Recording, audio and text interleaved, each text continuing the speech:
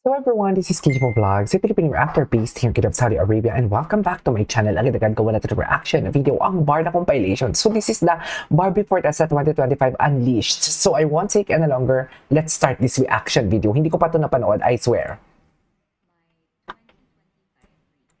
2025 recap. Sabi ko, kwento ko na lang kaya, diba? Go.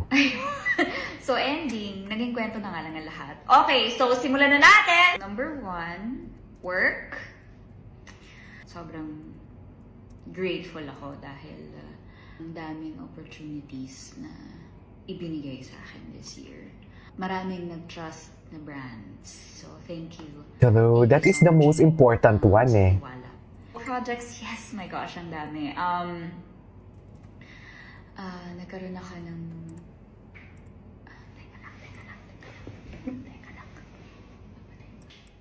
Bugs! Sabi ko sa inyo eh. So, okay. Bugs! Sabi ko sa inyo eh. Sabi ko sa inyo, talaga. Nagkamali ka ng binangga.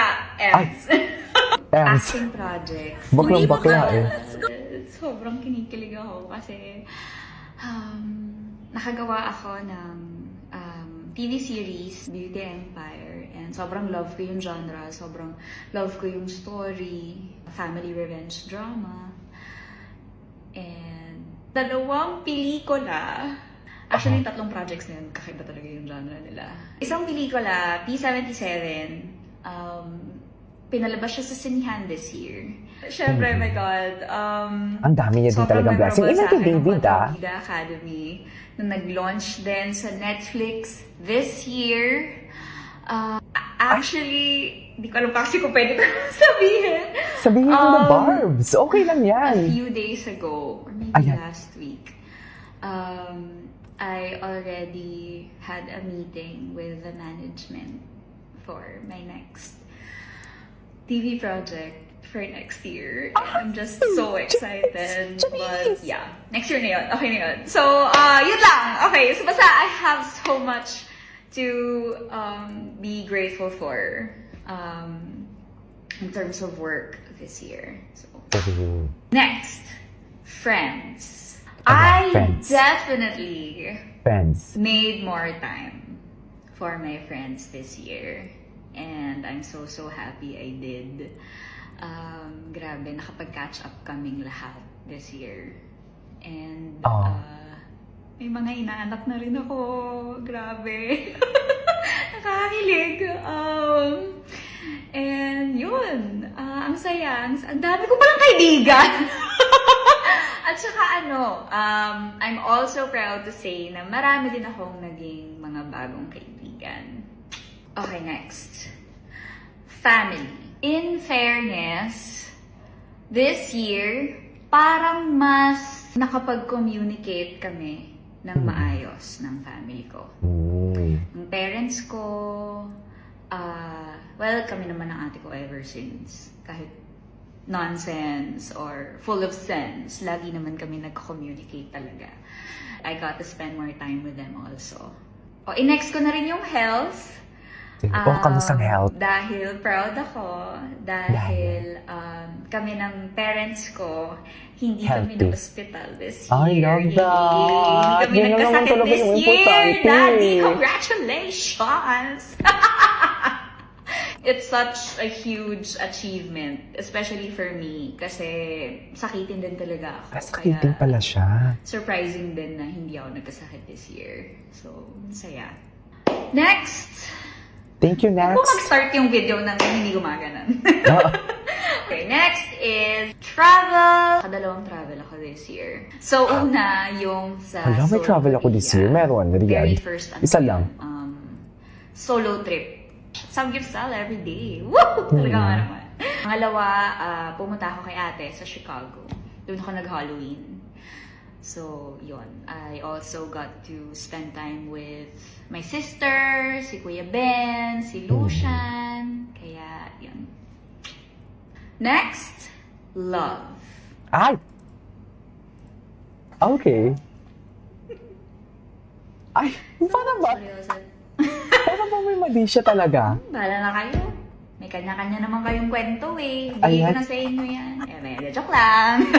Kwento. Love, well, I learned so much about it, and I definitely I've learned so much about this year.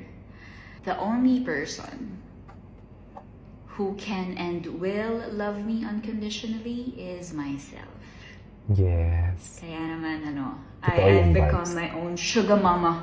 Sugar mama. Diba? Ni-spoil ko talaga ng bongga ang sarili ko this year. Parang, sige, tara, Valentine's tayo sa Korea, ganyan. O, punta ka kay Ate Abby, business class, okay, go! Well, syempre, pinaghirapan naman natin ng bongga yan, diba? So, pero diba, bigay lahat, bigay hiling. Gusto mo mag-steak? Okay, diba? True. Parang I took myself to all the cafes I wanted to go to. I took myself to all the movies I wanted to see this year. Talagang walang excuses. Kung anong gusto ko, binibigay ko sa sarili ko. Next, personal growth. Ay! Talaga nga namang nag-grow talaga tayo this year. My gosh. Halata naman, diba? Hello? Hello. 10 pounds. Grabe, sobrang active ko this year. My God. Suffer. Cannot believe I'm saying Napagod that. nga kami sa kakablog ng mo, ganap mo. I Chares. tried Pilates, pag may budget. Mahal kasi. Ay, talaga? Tennis. Sponsored? Ayaw mag-tennis. Nagsuswim training na rin ako ngayon. Talaga nga Ay. naman. And last but definitely not the least, I fell in love with running. I started running January of this year. But I actually fell in love with it when I first joined a charity fun run. I think it was for children with cancer. Na-realize ko na, kumbaga, hindi na lang siya para sa healing ko. Healing ko! I could actually help others. Kaya sobrang minahal ko yung pagtakbo. Kaya naman, ang dami ko talagang sinalihan. Like, dumadayo talaga ako para lang mag-charity fun run, ganong level. Because I actually fell in love with it. There was a point na medyo na-frustrate ako sa sarili ko. Because I stopped running regularly for a time. That was when I was too busy with work. Nung unti-unting bumabalik na ako sa pagtakbo, humina ako ulit. Like, sobrang na-insecure ako sa heart rate ko, sa pace ko, ganyan. But then, na-realize ko din, nagsimula akong tumakbo kasi I wanted to be present. Pag tumatakbo ko, feeling ko talaga parang 2020. like, ako lang mag-isa, ganyan. Ang iniintindi ko lang yung pace ko, heart rate ko, yung distance na gusto kong ma-achieve. And so, ang saya. I-remind ko yung sarili ko na huwag kang ma-pressure. And so, ayun. Na-enjoy ko na siya ulit. Nasaan ba tayo? Nasa last na tayo! Greatest lesson ko this year is to be present. Be in the moment. Yun. Basically, to show up. Show up for people who matter. But most importantly, show up for myself. Get up, do something, anything. Lagi kong pinupush yung sarili ko to be out there, to actually live my life to the fullest. And so, with that, I'm so proud of you, the Barbie. 2025 Stage season mother naman pala. has come to an end. Thank you! Mwah! Ay, tapos na yun. Anyways, so this is our for today's videos, Barbie's 2025 recap. This is Keiko Vlogs and see you on my next vlog. Bye!